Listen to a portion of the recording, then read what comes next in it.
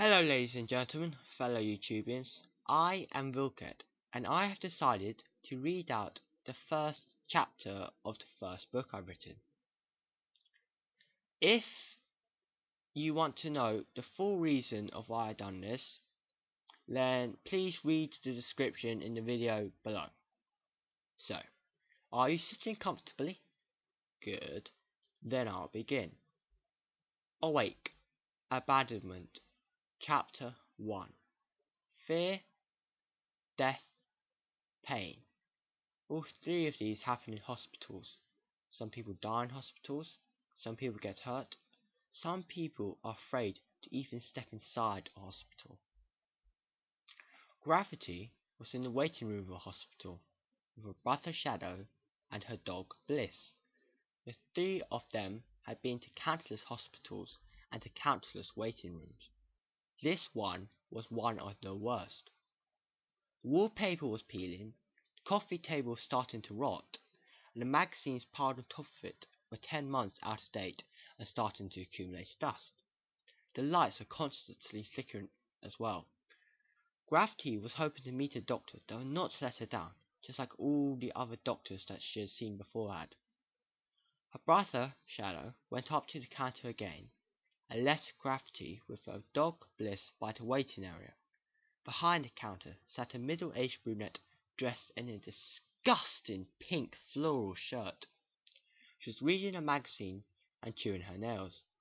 As she saw Shadow come up to her, she put the magazine down. "How can I help?" the receptionist asked in an all too patronizing voice. "Hello, my name is Shadow, and I'm waiting for my sister, who's completely blind." "What about it?" The receptionist's voice suddenly turned hard. "Don't understand. She desperately needs help." "I'm sure she does, but there are people here with more serious problems, so you're going to have to wait." "We've been waiting for 3 hours." The receptionist shrugged. "Not my problem." Shadow turned and glanced a look at the receptionist's name badge. It read Fiona Davis. Shadow smiled sadly as he sat down. "No luck," he said to Gravity, who was remaining considerably calm. "We need not worry. Someone will help." A few minutes later, a man in his early 60s with thinning brown hair in a white coat walked past. Shadow leapt up. "Excuse me, doctor. I'm actually the consultant of this hospital. It's Jones. Gideon Jones." The man had a professional and strong manner. "Please, can you help my sister? She's blind." Shadow gestured to his sister, who was on the old, tatty, coffee-stained sofa. Gideon looked at Shadow and Gravity intently. Shadow was older, with dirty long brown hair, and a certain hardness in his dark brown eyes that made him look very unwelcoming. Shadow was in tattered jeans and a ragged t-shirt. He shifted his attention to Gravity. Her eyes were discolored, but he could see they were once blue. They were now the color of ice. She had shoulder-length blonde hair, tied up in a long ponytail. She wore a long black dress. He felt sorry for the two children. He knew that the girl could have been very beautiful. Something terrible must have happened that prevented it. He knew he could not help. "I'm sorry. I must attend a very important operation." He tried to say this in the most polite way possible. "Oh well, thanks anyway." Shadow stuck his hand out. Gideon smiled and took it. Gideon was pleasantly surprised that this young man had decided to shake his hand. He always thought that teenagers weren't chivalrous enough. He also thought he knew the two children from somewhere, but he put it out of his mind and then walked off. Shadow sat back down, knowing the true meaning of what Gideon said.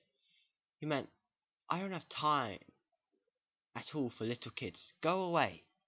Shadow sat down and then waited for another hour.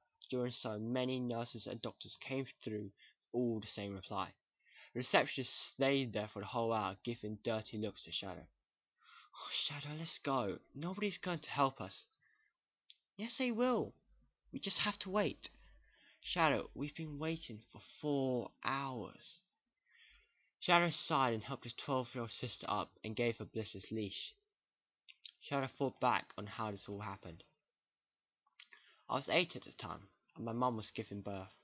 After a few hours, the doctors brought terrible news. Gravity was born blind as a result of a premature birth. I thought that she looked really cute, and it didn't matter that she was blind. But my parents didn't share my views. After Gravity was cleared to leave, we drove home to a nice little house in Kent that was near a gentle stream. I was asleep when the car pulled up and parked in the driveway. I was asleep when I was carried into bed. I was asleep when my parents took her out of the house, placed her by the stream near our home. "Where's the baby?" I asked frantically, thinking she had wandered off. "Gone," my mother said. "Gone where?" "She's by the stream." As soon as I heard this, I rushed out and brought her back. My mum looked horrified. "Why did you bring her back?" she asked.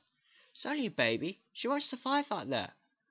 That's why we put her there. We'll get laughed at. If people see us with a blind child." I stepped back shocked. "I can't accept that.